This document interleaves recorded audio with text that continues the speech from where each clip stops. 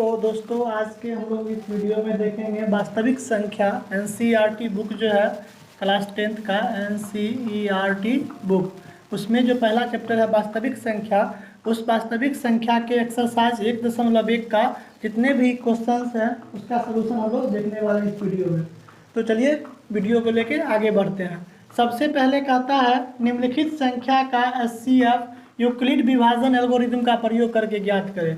Euclid विभाजन algorithm कहता क्या है वो समझिए। सबसे पहले तो उसका जो फॉर्मेट होता है a बराबर बी क्यू प्लस आर, अर्थात भाज्य बराबर भाजक गुने भागफल और प्लस शेषफल।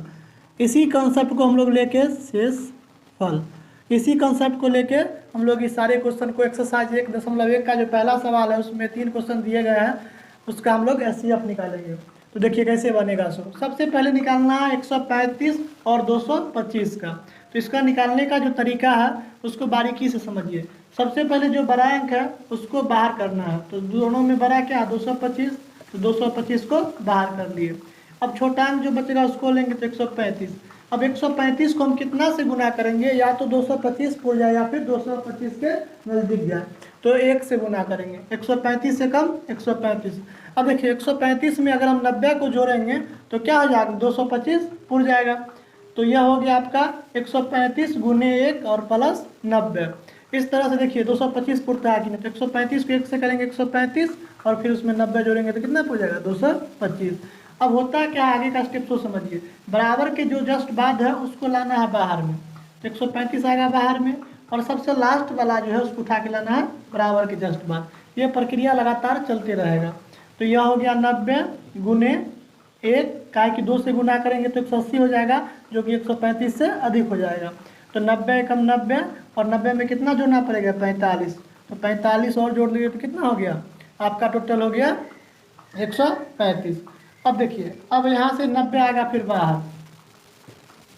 अब लाना किसको है, 45 को इधर लेकर आइए। तो 45 गुने कितना 1 और प्लस कितना 45 को 2 से गुना करेंगे, 45 दूना 90। अब लास्ट में कितना जोड़ना पड़ेगा 0। जब लास्ट में आपका 0 जुटेगा उसी समय क्या होता है आपका जो है वह एचसीएफ निकल जाता है। तो एचसीएफ क्या बनेगा, तो जस्ट बराबर के जो सबसे बाद में होगा जस्ट बाद वही आपका क्या होगा एचसीएफ होगा। तो यहाँ से हम लोग का एचसीएफ निकल गया है 135 और 225 का जो एचसीएफ हुआ आपका एचसीएफ वह कितना हो गया 45। अब समझाते हैं कि समझिए एचसीएफ जो होता है वह सबसे बड़ा अंक होता है जिससे आप उधर जो संख्या दिया रहता है उसमें भाग अगर दीजिएगा तो पूरा पूरा लगेगा, लेकिन उस अंक के बाद ऐसा कोई भी अंक नहीं होगा जो उस संख्या को क्या करेगा पूरी तरह विभाजित करेगा। अर्थात देखिए हम लोग कितना निकाले एचसीएफ, यहाँ पे 45 निकाले हैं। 45 के बाद ऐसा कोई भी अंक नहीं है जो 135 और 225 को काट सके पूरा पूरा। तो यही इसलिए आपका एचसीएफ क्या हो गया 45 हो गया। अब दूसरा सवाल 196 38 220। अब इसको कैसे बनेगा सो समझिए। देखिए आपका वैल्यू हो गया कितना, इसको इधर बनाते हैं। अगला है दोनों में बड़ा कौन सा है 38 220, इसको बाहर करेंगे 38 220 बराबर 196। अब देखिए 196 में हम लोग लगाते हैं 38 220 में, ऐसे नहीं लगेगा तो भाग प्रक्रिया से हम लोग लगाते हैं। तो ये हो गया 38 220 में 96 से। तो पहले एक मरतबे लगाते हैं 196। 12 में से 6 गया 6, 8 17 में से 9 गया 8, और ये बच गया 2 में से गया 186। अब ऊपर से कितना उतरेगा आपका 2। अब देखिए हम लोग यहाँ से लगाएंगे कितना मरतबे, तो 19 पचे 95, 19 नमा 171, 9 मरतबे लगाइए। तो न 6 1 54 के 4 हासिल बच गया आपका 5, 19 नमा 171 और 5 176 घटाते हैं यहाँ से। तो 12 में से 4 गया 8, 15 में से 6 गया 9, 7 में से 7 98, ऊपर से कितना उठेगा 0। अब अगर हम यहाँ से लगाएंगे तो 5 मरतबे लगा के देखते हैं। तो 6 5 30 बच गया 3, 19 25 95 3 98, अर्थात जो है 196 से अगर हम 38 220 में लगाएंगे तो कितना 195 मरतबे पूरा पूरा वो कट जाएगा आपका। तो यहाँ से हम लोग लिख सकते हैं कितना 195 प्लस कितना 0। तो यहाँ तक क्लियर है। कैसे निकाले सो आप लोग देखिए, जैसे कि सिंपल भाग प्रक्रिया से जो भी निकलता है वैसे हम इसको निकाल दिए हैं। अब आगे आता देखिए, हम बतलाए क्या थे, जब लास्ट में अगर जीरो जोड़ना पड़ जाता है उसी समय आपका आंसर आ जाएगा, और बराबर के जस्ट बाद वाला जो होगा आपका CF होगा। तो यहाँ पे बराबर के जस्ट बाद कितना है 196, तो यहाँ से हो गया 196 और 38 220 का आपका जो CF आ गया वो आप क्या क्या हो गया 196 ही। अब तो दिक्कत नहीं होगा किसी को। अब देखिए लास्ट सवाल आपका बचा है हुआ है ये, अब इसको कैसे बनाएंगे सो समझिए। अब देखिए यहाँ पे जगह नहीं है तो इस सवाल को लेके इधर आते हैं। ये तो आप लोग समझ ही गए होगा, भाज्य बराबर भाजक गुण्य भागफल प्लस शेषफल, इसी को A बराबर BQ प्लस R कहा जाता है यूक्लिड एल्गोरिदम कथन के अनुसार। इसको मिटाते हैं। अब आता है तीसरा सवाल, आपका वैल्यू दिया हुआ है 8 6 67 और 225 का। तब इसको कैसे बनाइएगा सो समझिए। सबसे पहले जो बड़ा अंक है उसको बाहर कीजिए, दोनों में बड़ा अंक क्या है 867, तो 867 को बाहर करेंगे, यहाँ से आ जाएगा आपका 225। अब देखिए 225 को कितना से गुना करेंगे जो आपको या तो 867 तक पहुँचा दे या फिर उससे हल्का नीचे रहे। तो 4 से करेंगे तो 800 हो जाएगा, जो कि ज़्यादा हो जाएगा, तो 3 मरतबे करते हैं। तो यहाँ से हो जाएगा 2 तिया 6 और 25 तिया 75 था 675। अब देखिए कितना जोड़ना पड़ेगा सो, 7 में से 5 गया 2, 16 में से 7 गया 9, अर्थात हमको कितना जोड़ना पड़ेगा, नहीं रुकिए एक मरतबे और, 16 में से 7 गया 9, 7 में से गया तो 192। अब यहाँ पे हो गया 192।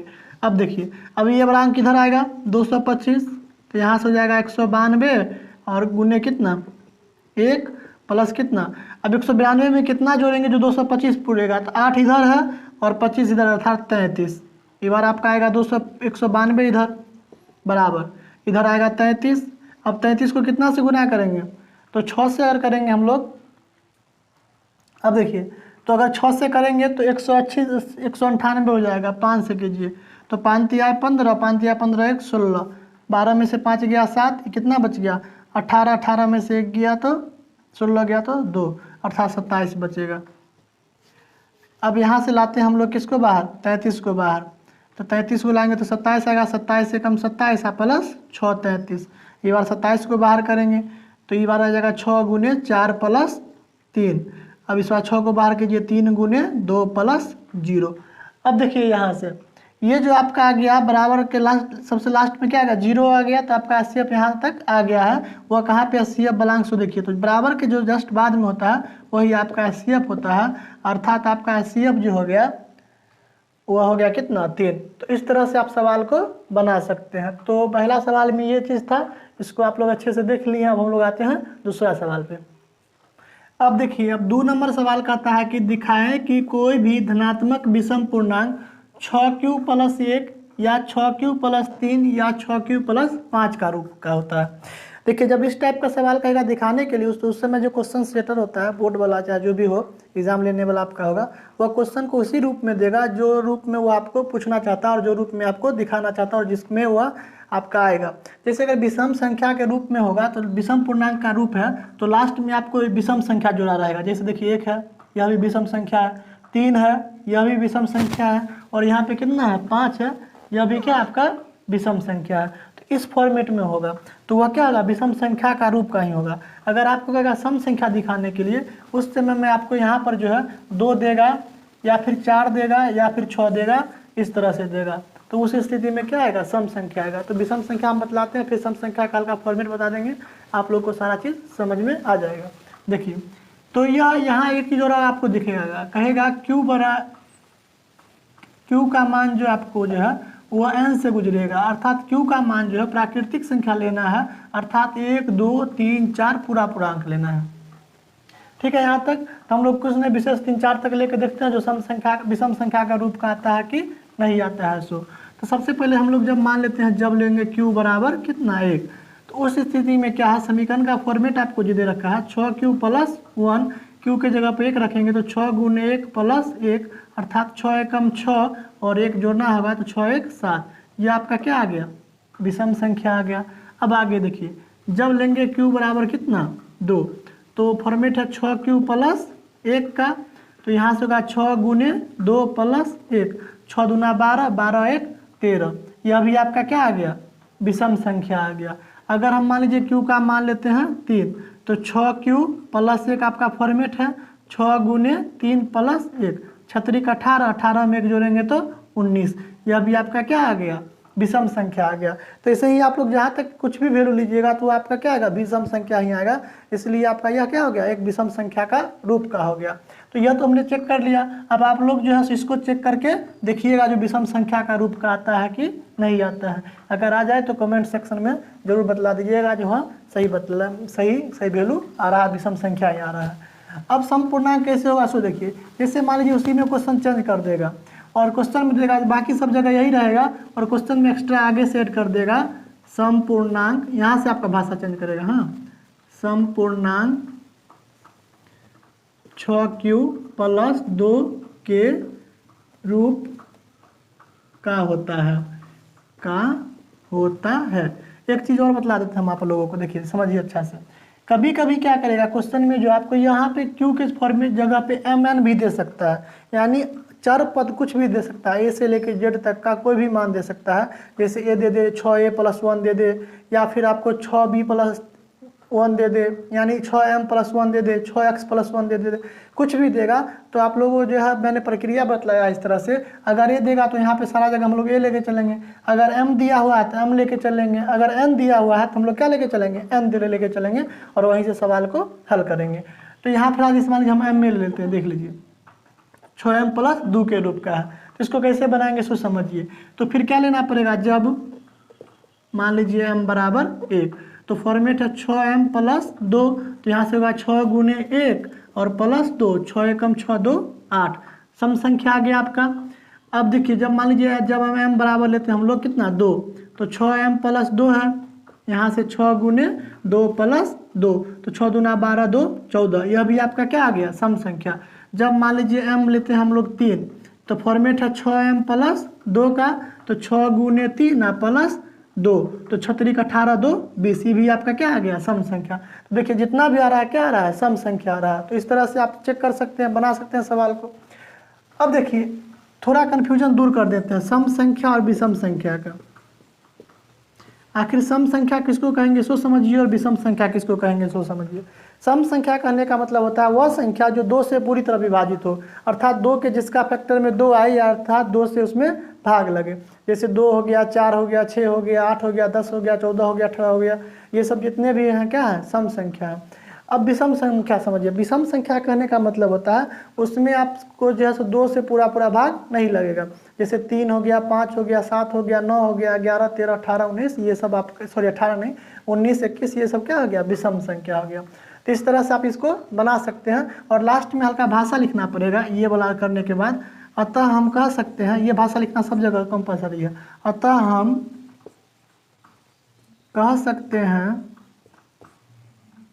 जो फॉर्मेट में यहाँ पे जिसका आपने बनाया वो लिखिएगा, 6Q + 1 धनात्मक विषम संख्या आ रहा है तो विषम संख्या के रूप का होता है, विषम संख्या के रूप का होता है। और इधर सम संख्या का बना है तो यहीं पे जो भी चीज़ है उसको लिख दीजिएगा, उसका लिखिएगा सम संख्या के रूप का होता है। अतः हम कह सकते हैं 6M + 2 धनात्मक सम संख्या के रूप का होता है। तो ये चीज़ आप लोग समझ लिए होइएगा। धनात्मक विषम संख्या दिखाना कहेगा फिर भी आप लोग दिखा सकते हैं, और सम संख्या कहेगा दिखाना फिर भी आप लोग क्या कर सकते हैं, उसको अच्छे से दिखा सकते हैं। देखिए अब आगे कहता है किसी पैरेड में 616 सदस्यों वाली एक सेना की टुकड़ी को 32 सदस्यों वाले आर्मी बैंड के पीछे मार्च करवाना है। अर्थात 32 आर्मी का जो सदस्य है बैंड का, उसके पीछे उसको क्या करना है, मार्च करवाना, उसको सजाना है। दोनों समूह में संख्या को समान स्तंभ में मार्च करना है, अर्थात दोनों समूह जो है उसमें क्या करना है, उसको समान सदस्य रख के उसको मार्च करना है, उसको आगे बढ़ना है। अब कहता है उन स्तंभ की अधिकतम संख्या क्या है। अर्थात इस सवाल में जो है सो अधिकतम संख्या पूछा जा रहा है। जब आपको अधिकतम संख्या पूछा जाएगा तो उस समय करना क्या है, आपको SCF निकालना है। क्या करना है, HCF निकालना है तो आपको संख्या यहाँ पे दिया हुआ है 616 और 32। इसका हम लोग क्या निकालेंगे, HCF निकालेंगे, और HCF जो होगा वही आपका क्या होगा, आंसर हो जाएगा। तो चलिए HCF निकालते हैं। तभी मैंने पीछे बतलाया था यूक्लिड विभाजन से HCF निकालना, तो उसमें क्या था कॉन्सेप्ट, जो बड़ा अंक होगा उसको बाहर रखेंगे तो 616 आपको बाहर हो जाएगा, इधर से आएगा 32। अब 32 को कितना से गुना करेंगे जो 600 के नज़दीक जाएगा। तो देखिए हम लोग अगर 20 से गुना करेंगे तो चलिए भाग लगा के ही निकाल लेते, तो ये हो गया आपका 616, 32 से लगाइए तो 32 से कम 32, 11 में से 2 गया 9, इधर कितना बच जाएगा आपका 5, 5 में से ये गया तो 29 आपका बच जाएगा। अब देखिए अब यहाँ से उतरेगा कितना 6। अब हम लोग लगाएंगे 9 मरतबे लगा के देखते हैं, तो 9 दूना 18 के 8 हासिल 1 और 9 27 1 28, 16 में से 8 गया 8, 8 में से ये आप बच गया आपका 8। तो यहाँ से हम लोग गुना करेंगे 19 से और कितना जोड़ेंगे तो ये 8 जोड़ेंगे। ठीक है यहाँ तक। अब देखिए अब उठ के आएगा 32, इधर उठ के आएगा, उधर से कितना आएगा 8 गुने 4 प्लस 0। जब आपके लास्ट में 0 ऐड करना हो जाता है उसी समय आपका क्या निकल जाता है, HCF निकल जाता है। तो यहाँ से बराबर के जस्ट बाद जो है आपका HCF है, अर्थात 616 और 32 का आपका HCF कितना हो गया, वो हो गया 8। यही जो है स्तंभ का अधिकतम संख्या कितना हो जाएगा 8, अर्थात हम लोग 8 गो स्तंभ अगर बना के चलेंगे, मार्च करवाएंगे तो उसमें सभी सदस्यों की संख्या क्या होगा 8 स्तंभ में समान रहेगा, अर्थात 8 स्तंभ में कितना होगा, ये आपका समान रहेगा सदस्यों की संख्या।